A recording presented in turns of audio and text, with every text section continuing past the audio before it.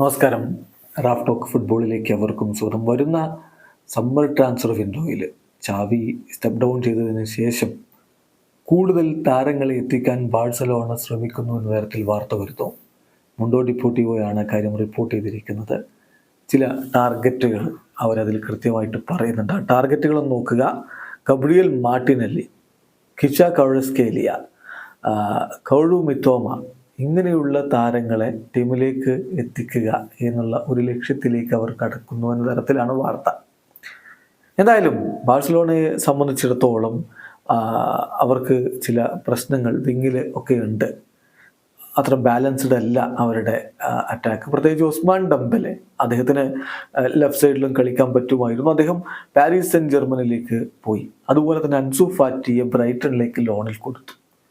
Lamin യമാലും റഫീനയും right വിങ്ങിൽ available ആണ്. പക്ഷെ left വിങ്ങിലെ അവരുടെ ഓപ്ഷൻസ് എന്ന് പറയുമ്പോൾ ജാവോ ഫെലിക്സും ഫെറാൻ ടോറസുമായിട്ട് ഒതുങ്ങുന്നു. അവർ കൂടുതൽ സെൻട്രലി കളിക്കാൻ ആഗ്രഹിക്കുന്നവർ കൂടിയാണ്. അപ്പം കൃത്യമായിട്ട് ഒരു ഡിഫറൻറ്റ് സ്റ്റൈൽ പ്ലെയറിനെ ഇടതുപാർശ്വത്തിലേക്ക് ആവശ്യമുണ്ട് FC ബാഴ്സലോണക്ക്.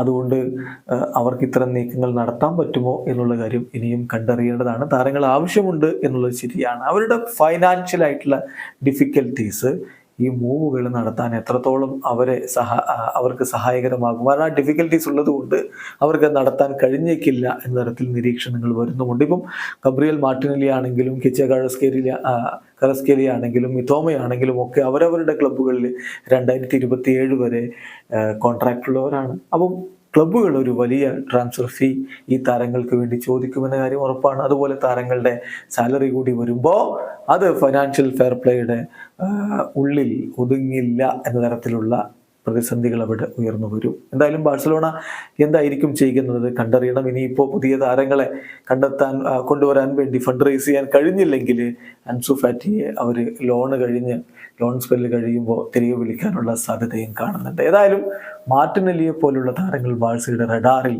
എന്നുള്ളതാണ് മുണ്ടോ ഡിപ്പോർട്ടിവോയുടെ വാർത്ത. വീഡിയോ അവസാനിക്കുന്ന ഫുട്ബോൾ ലോകത്തെ കൂടുതൽ വിശേഷങ്ങളുമായി റഫറൻസ് എടുത്താം.